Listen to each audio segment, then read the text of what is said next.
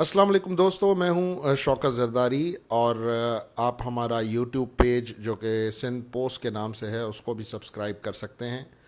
और अगर हमारी ये वीडियो आपको पसंद आए तो इसको आप ज़्यादा से ज़्यादा शेयर करें। ख़बर ये है, जैसे कि मैंने कैप्शन में लिखा है, कि सिंध के महकमा वर्क्स एंड सर्विसेज के वज़ीर ज़िया अब्बास शाह साहब, जो नए वज़ीर हैं, यंग मिनिस्टर हैं और इंतहाई नफीस तबीयत के मालिक हैं, उन्होंने आज एक ज़बरदस्त फ़ैसला किया है और उन्होंने कहा है कि सिंध में जितने भी मंसूबे उनका महकमा उनको तामीर कर रहा है, उनमें जहाँ पर गैर ज़रूरी ताख़ीर का शिकार जो मंसूबे हैं, उनके ठेकेदारों को ब्लैक लिस्ट कर दें। अब ये फ़ैसला वज़ीर साहब का बहुत अच्छा है और बड़ा ही ज़बरदस्त फ़ैसला है, लेकिन अब कुछ सवालात हैं। जो मैंने कहा कि ख़बर तो ये है कि जी जो है वो ठेकेदार हैं उनको ब्लैक लिस्ट कर दें, लेकिन सवाल ये है कि नंबर वन, जैसे मैंने आपको याद होगा कि मैंने कायदे अवाम यूनिवर्सिटी लाड़काना का जो आरीजा कैंपस है, उस पर मैंने एक प्रोग्राम किया था। उस प्रोग्राम के बाद प्रोजेक्ट डायरेक्टर साहब से मेरी तफसीली बात हुई। उन्होंने बताया कि जनाब, ये मंसूबा 2015 में मुकम्मल होना था, लेकिन फ़ंड्स ना मिलने की वजह से ये मंसूबा 10 सालों में भी मुकम्मल नहीं हुआ। अब मसला ये है कि 5 साल तक उस मंसूबे को फ़ंड्स ही नहीं मिले। तो जिनको वज़ीर साहब कह रहे हैं कि जो गैर ज़रूरी ताख़ीर का शिकार है मंसूबे, अब मसला ये है कि उनमें गैर ज़रूरी ताख़ीर क्यों हुई है। अब यहाँ पे बहुत से मंसूबे ऐसे हैं कि सिंध हुकूमत क्या करती है, मई के महीने में एडवांस पेमेंट्स जारी कर देती है ठेकेदारों को, क्योंकि आप ये बात कोई ढकी छुपी नहीं है। सिंध में ठेकों पे कमीशन सिस्टम चलता है, तो अगर उनको पैसे मिल जाएंगे ठेकेदारों को, तो कमीशन लेने वालों को कमीशन मिल जाएगा, और ताकि पैसे लैप्स ना हो और ख़र्च हो जाएं, कहीं बच ना जाएं, वापस चले ना जाएं। वैसे अगर देखा जाए तो सही तरीके से बजट को अगर यूटिलाइज़ किया जाए तो ये एक अच्छी बात है कि पैसे नहीं बचने चाहिए। लेकिन हमारे यहाँ ये होता है कि पूरा साल पैसे रखे जाते हैं मुख्तलिफ मंसूबों के, कहीं क्वार्टरली रिलीज़ होती हैं, कहीं 6 महीने के बाद पैसे रिलीज़ हो रहे होते हैं, कहीं जाके तीसरे क्वार्टर में जो है वो पेमेंट्स हो रही होती हैं सारी की सारी। और अब मई में तो माशाल्लाह आपको पता है कि जिस तरह बिल क्लियर होते हैं बजट आने से पहले।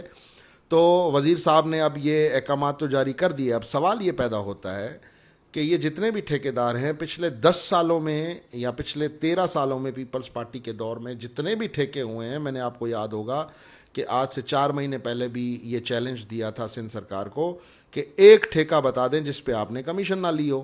अब पैसे तो आप पूरे दे चुके हैं बहुत से लोगों को और उनसे अपनी कमीशनें भी ले चुके हैं, और ये ज़िया अब्बास शाह साहब ने नहीं लिए, लेकिन जो लोग इनसे पहले महकमा चला रहे थे, 3-4 लोग वज़ीर साहब के साथ साथ, तो अभी नहीं पता कि कितने लोग चला रहे हैं ये महकमा और कितने लोगों का शेयर है इस महकमे में, कितने ठेकेदार किसके खाते में हैं, कितने ठेकेदार किसको किकबैक देंगे, कितने ठेकेदार किसको मंथली पहुंचाएंगे।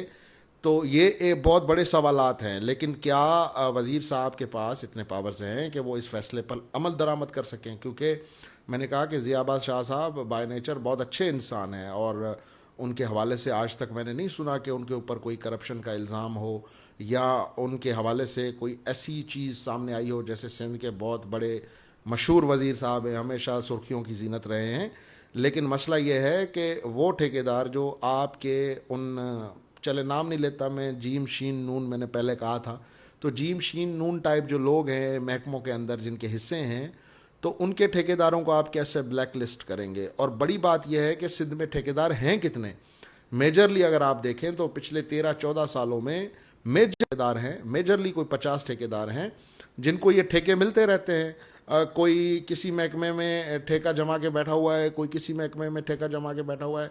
पब्लिक हेल्थ इंजीनियरिंग हो, आपका वर्क्स एंड सर्विसेज हो, एजुकेशन इंजीनियरिंग हो, और जितने भी डिपार्टमेंट्स हैं उनके जो ठेकेदार हैं उनके ठेके तो पहले से ही बटे हुए हैं। और क्या वज़ीर उनको ब्लैकलिस्ट करेंगे? उन ठेकेदारों को जो कि माजी में लोगों को अरबों रुपए खिला चुके हैं और अब भी वो जो है वो ऐसे समझें कि 50-50 लाख 1-1 करोड़ तो जेब में लेके घूमते हैं लोग। माशाल्लाह अल्लाह ने उनको दिया है, अब उनका तरीका जैसा भी हो, लेकिन उन लोगों को जो है वो दिया है तो इट्स गुड। लेकिन कहने का मकसद ये है कि ये एक अच्छा कदम है और मेरे ख्याल से, मैं पर्सनली बतौर सहाफ़ी वज़ीर साहब के इस फैसले को सपोर्ट करता हूँ। लेकिन मेरी गुजारिश ये होगी कि आप ये फ़ैसला आपने किया है, बहुत अच्छा फ़ैसला है, लेकिन पहले आपने ये देखना है कि जो मंसूबे ताख़ीर का शिकार हैं, क्या उनकी फ़ंडिंग 100% रिलीज़ हुई। अगर उनकी फंडिंग 100% रिलीज़ हुई है और फिर भी ठेकेदार ने काम नहीं किया है तो डेफिनेटली वो ब्लैक लिस्ट होगा। लेकिन सवाल ये पैदा होता है कि अगर 100% पैसे ठेकेदार लेके खा गया है, हड़प कर गया है, तो उसको ब्लैक लिस्ट करके आपको क्या मिलेगा। आपका तो सिस्टम ऐसा है कि वो ठेकेदार फिर दो पैसे कहीं कहीं फाइलों को पहिए लगा के और वो ब्लैक लिस्ट से क्लीन लिस्ट में आ जाएगा।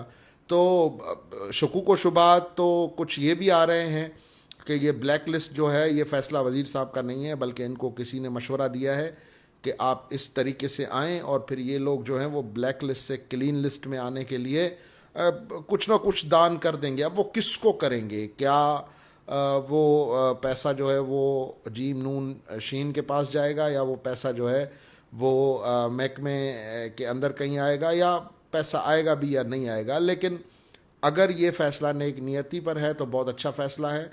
लेकिन अगर इस फैसले का मकसद सिंध सरकार के बागी दीगर इस तरह के फ़ैसले ट्रांसफ़र पोस्टिंग्स के हों, ठेके देने के हों और रिलीज़ करवाने के हों, अगर ये इस किस्म का कोई फ़ैसला है तो इससे यकीनन महकमे के अफसरान, सेक्रेटरी हों, वज़ीर हों, या जो शेयर होल्डर्स हैं महकमे के, उनको तो फ़ायदा होगा।